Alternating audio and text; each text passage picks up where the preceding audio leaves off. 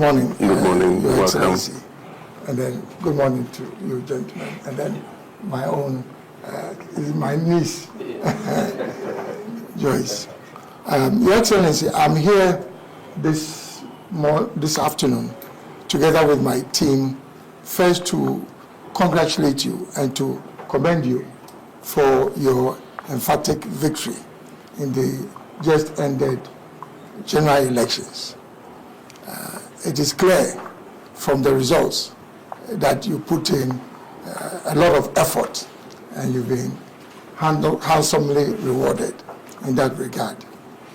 I'm sure many Ghanaians are not aware that although we belong to different political persuasions, that we've had very good fraternal relations for many years, based on mutual respect and shared common values, and indeed also our commitment to serve our nation in humility.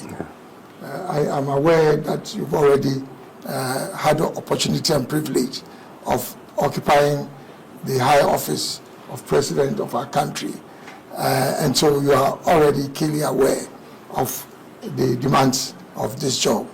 However, as a brother, maybe I should use this opportunity to offer a little bit of advice.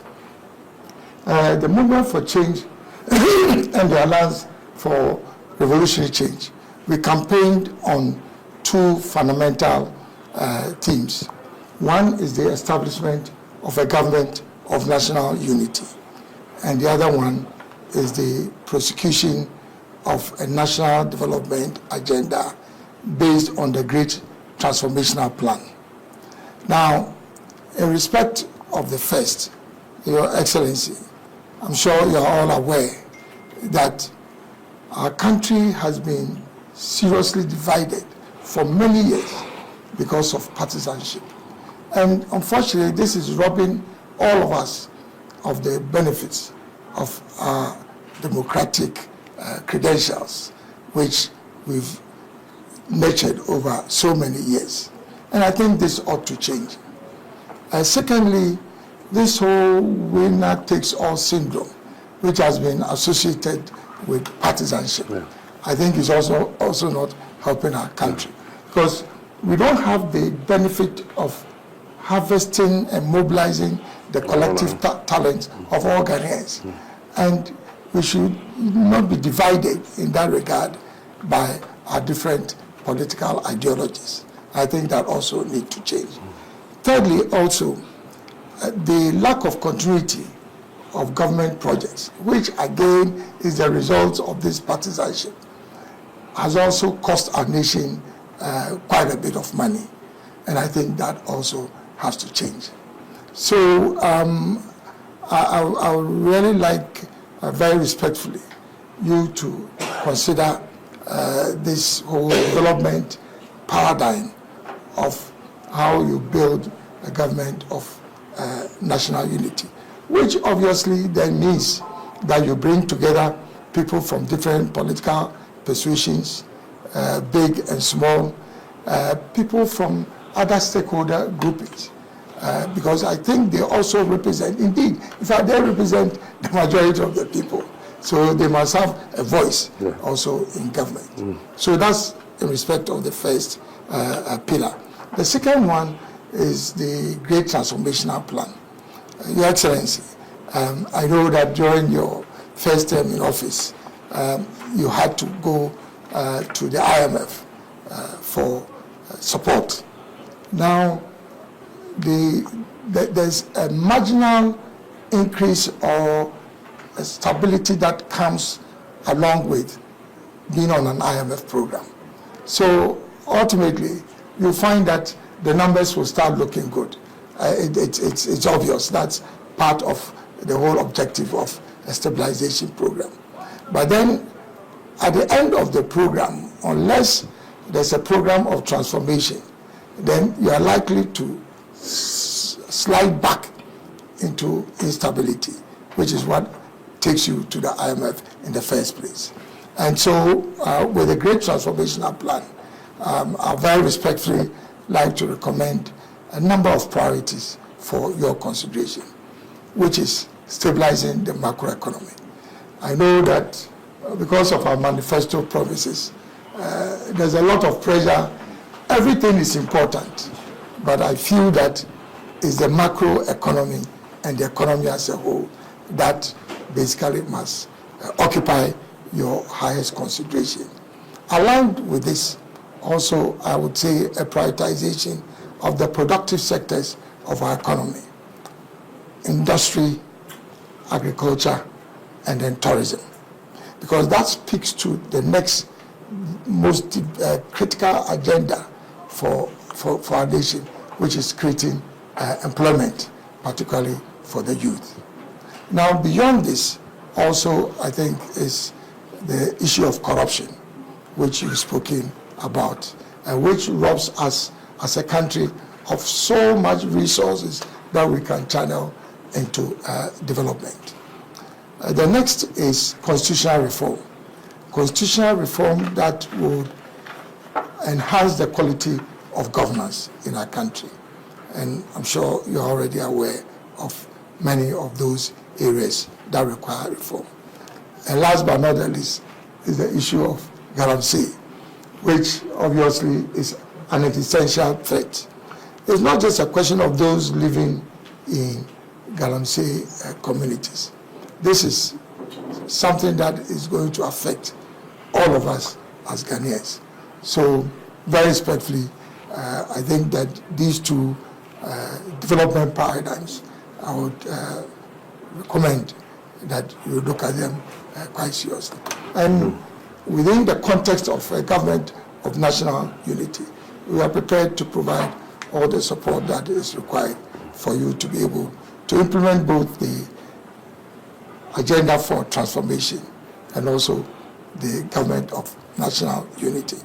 Your Excellency, in conclusion, I think the greatest legacy you can leave for our country is to help build a peaceful, united, prosperous country which provides equal opportunity to all Ghanaians, irrespective of their political affiliation, ethnic or religious affiliation. We wish you very well together with your team. Thank you. And I think on that regard, I'd like to make a presentation of the great transformational plan to you. Yes. Thank you. Thank you. Welcome you, and to say how much I appreciate this visit, to physically express what you had already done by phone. We spoke on the phone and you extended your congratulations, but I think this follow-up with members of your team is significant, and we appreciate it very much. Like I said, the easy part is over, which is the campaign and the election. The difficult part now begins, and as our traditionally say, many heads are better than one. And you've properly analyzed the challenge of our democracy, and that is that we cannot harness all the human resource we have to be able to move the country in the direction that we want to go. At any one time, the party that wins and its supporters and functionaries are rowing in one direction, and another part of the country is wishing that that party fails so that they can have the opportunity at the next election to be able to come into government, until we create a situation where all of us, or the majority of us, are rowing in the same direction. Then it means that the canoe in which we are will just continue to be in the same place, or even if it moves forward, it will not move at an optimal speed that guarantees prosperity and dignity for all our people. Since 1992, we have implemented the Fourth Republican Democracy under the 1992 Constitution. And I believe that it is based on multi-party democracy. And so the strength and health of political parties is at the core of our democracy. And so one would even though our opponents wish that, the parties that are on the other side of the divide are healthy and that, they also have their democratic systems working and that they contribute their quota on whichever side of the divide, government or opposition, they contribute their quota to national development. So we can't be happy with the current situation in the NPP, and I hope that they'll quickly recover from this dramatic loss that they have suffered and then put their act together. We could see it coming, and I've been in politics long enough to realize that there was something wrong in the NPP. I remember clearly, and some people have played it over again, our friend Mustafa Hamid, who was advising me at the time that if you reach a stage where you cannot be advised, then there's something wrong, wallahi.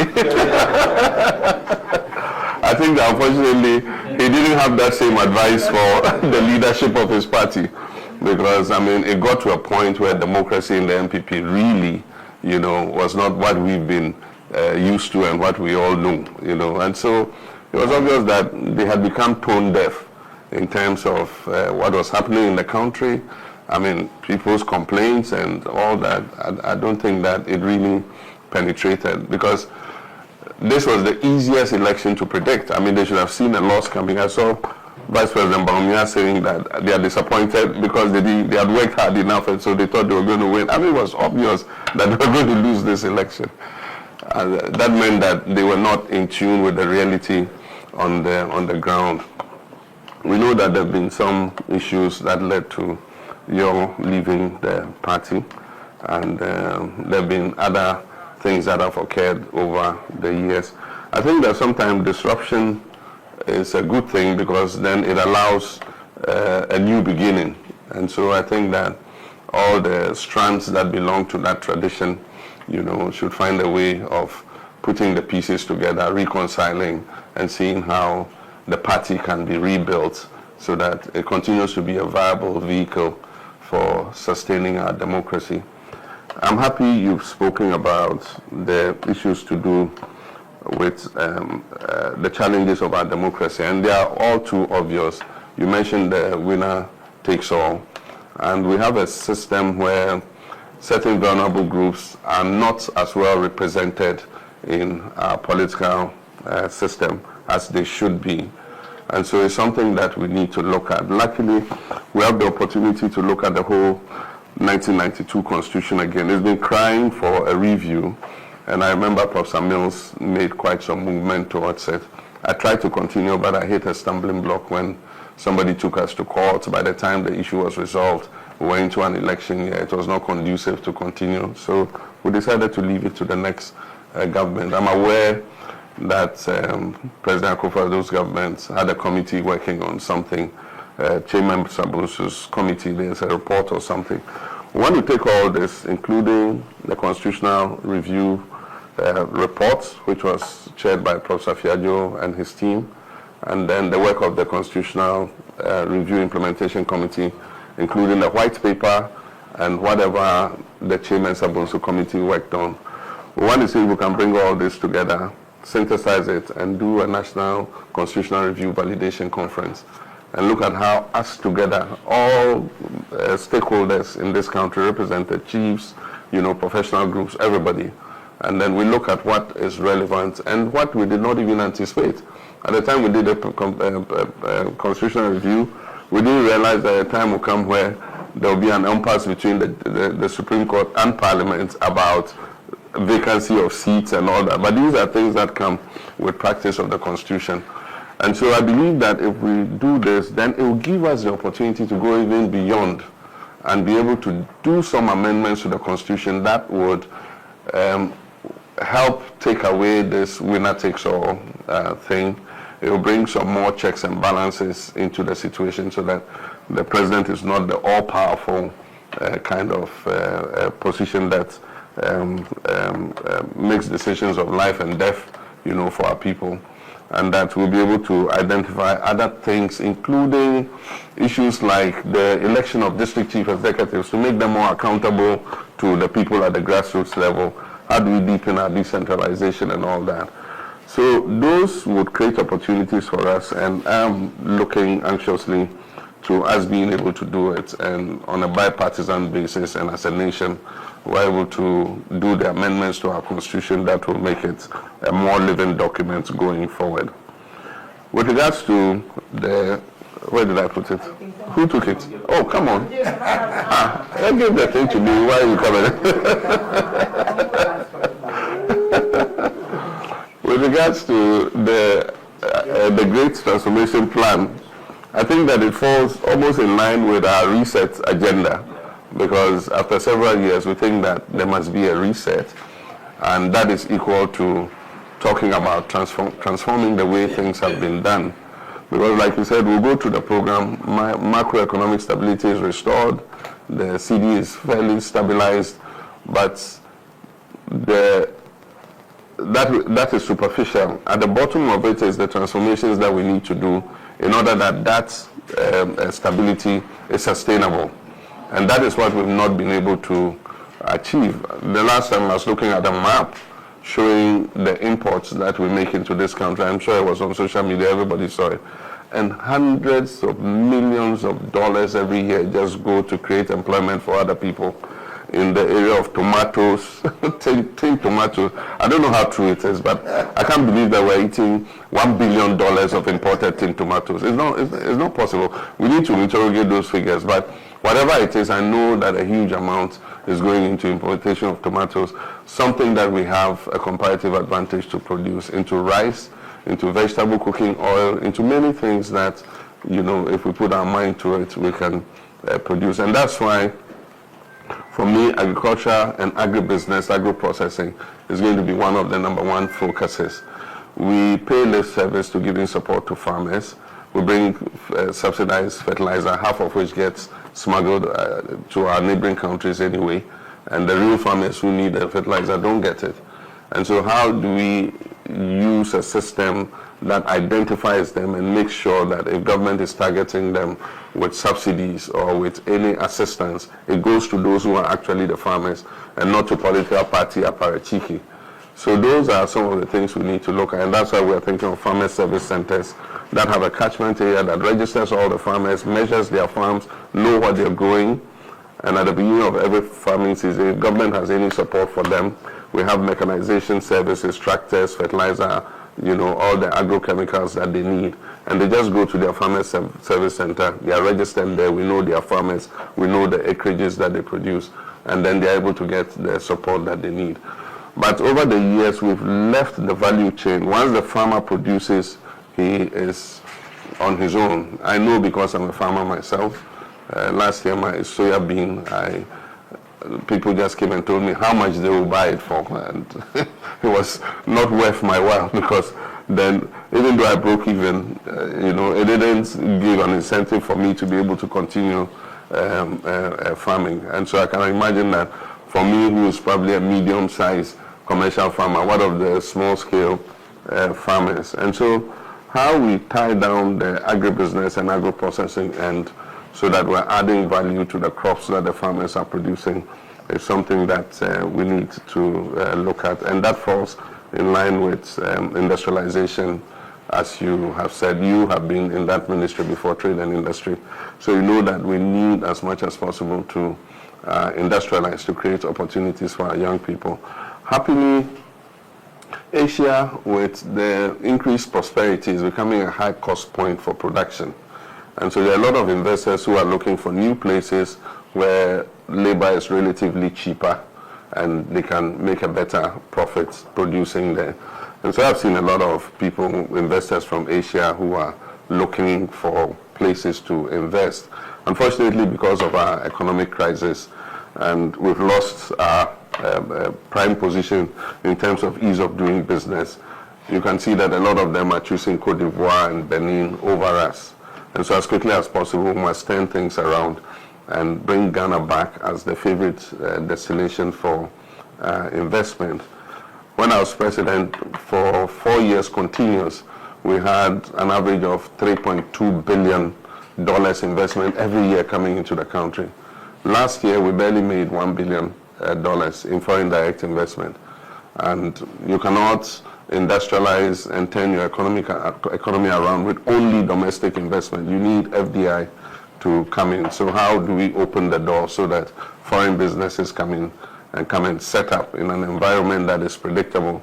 And so these are all things that I think we can look at. You talked about corruption, which is one of the major stumbling blocks and hindrances. In the last 8 years, it's actually gone haywire, gone through the roof.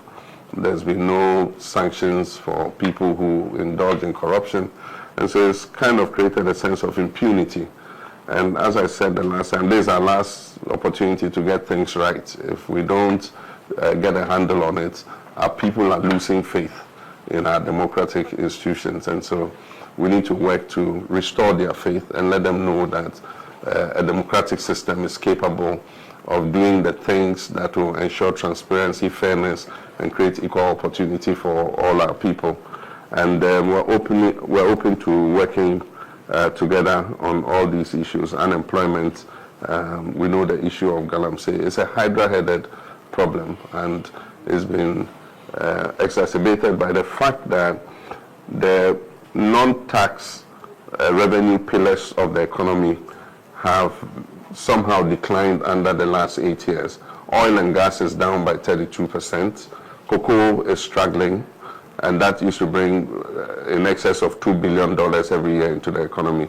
Currently, gold is the only pillar that is holding this country. You can talk about non-traditional exports, remittances, and other things, but these other two pillars are down, and so the amount of foreign exchange that one would have expected to come in is not coming in, and so we have a depreciating currency. And so as quickly as possible, we must transform the cocoa sector so that the farmer is the beneficiary of the production of cocoa, not headquarters spending 3.4 billion cedis. I wonder if they're growing the cocoa in the cocoa board headquarters. That money should be going to the farmers, because if the cocoa tree, the return the farmer gets on his cocoa crop is not worth his while, he won't invest in it. And those in the headquarters, are not the ones going to go and grow the crop.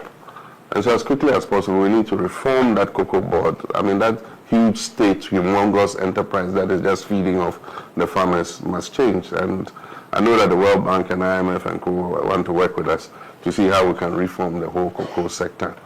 How about the oil and gas industry? If I have to go around and hug all of them and bring them back and kiss them and tell them come and drill the oil and gas as quickly as possible, I'll do that, because oil is in transition. We know green energies are coming in. If you don't drill your oil and sell it as quickly as possible, you have what they call stranded assets. You have the oil, but nobody needs it. And so there's a time we should be giving them the red carpet to come and invest and pump out all that oil so that we can use it, to transform the lives of our people. And so those are all things that we are happy to work together. Like I said, Galamsey is a hydra-headed problem. We'll do our best to work at it. We're talking to some of the foreign missions where they do small-scale mining. They have the technology for doing it responsibly and sustainably without destroying the environment, and they're willing to share that technology with us.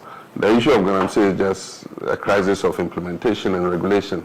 The agencies that have been put to regulate and implement are not able to carry out their duties. And apart from that, the political hierarchy is involved in the illegal small-scale mining, and that's why government does not have the political will to deal with it. And so we hope that we'll create a new environment where we're able to deal with illegal small-scale mining and the destruction of the environment. But like you said, we are open to ideas from everywhere.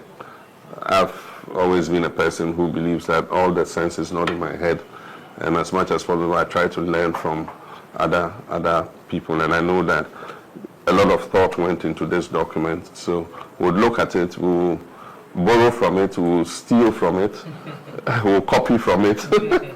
Whatever is positive here, we're going to take and add to the research agenda, and you can be sure that we'll give you credit for whatever we've taken out of it. But I think our ideas are the same, and so we have an open door. As you said, you and I have known each other for a very long time, and your name is quite resounding in Ghanaian politics. You are a stalwart of Ghanaian politics. I don't think that your political career is over. I'm sure there's still a lot more you can contribute to your nation, and we'll all work together. This is my swan song, my final term, and we'll work together to lay the foundation so that the next generation eventually can take it up and continue. So I thank you once again for this cordial visit.